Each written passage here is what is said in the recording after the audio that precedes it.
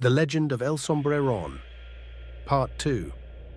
The haunting melody hung in the air, persistent and invasive. I quickened my pace, glancing over my shoulder every few steps, but the vast plains were empty, cloaked in an eerie stillness. The stars above offered no comfort, their cold light only deepening the darkness around me. I stumbled through the night, my legs weary and my mind racing. The story of El Sombreron replayed in my thoughts, each detail now carrying a weight I couldn't dismiss. The legend spoke of those who had encountered the creature and never returned, their souls trapped in a purgatory of endless wandering. Buck was gone, lost to the night and the fear that drove him. My only hope was to reach the nearest town, a small outpost called Red Rock. With each step, I pushed through the exhaustion, driven by the need to escape and find Buck. The landscape seemed to stretch endlessly, the oppressive darkness and the faint, haunting melody making every shadow and whisper of wind feel like a part of El Sombreron's relentless pursuit.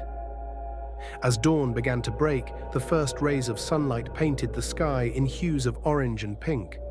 The melody was still there, a faint echo that followed me like a shadow, but the warmth of the sun offered a glimmer of hope. I spotted the distant silhouette of Red Rock and forced myself into a final, desperate sprint. Arriving in town, I staggered to the sheriff's office.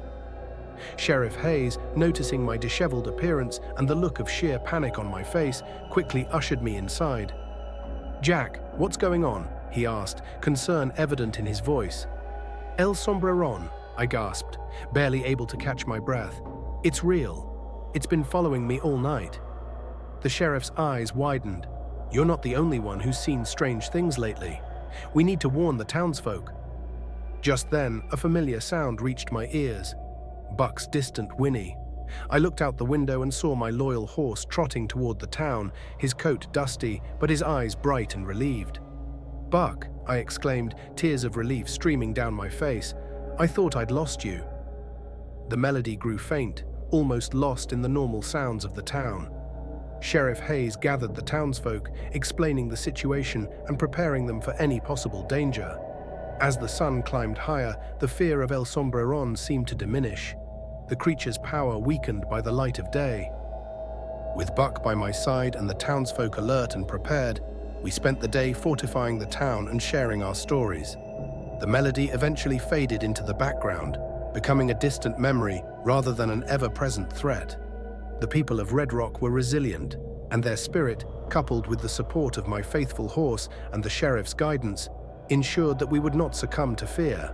As evening approached, the skies were clear, and the town of Red Rock was filled with a renewed sense of hope and camaraderie.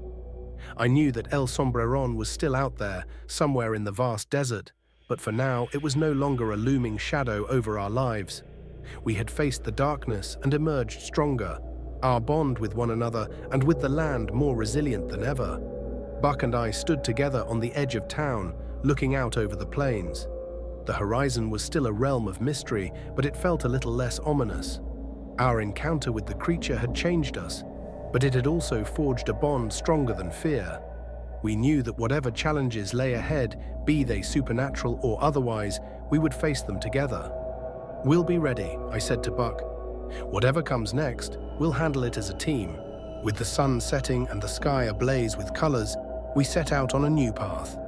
The adventures that awaited us would be unknown, but with courage and loyalty as our guides, we felt prepared for whatever lay beyond the horizon. The legend of El Sombreron had tested us. As the night settled peacefully over Red Rock, Buck and I were ready for our next adventure.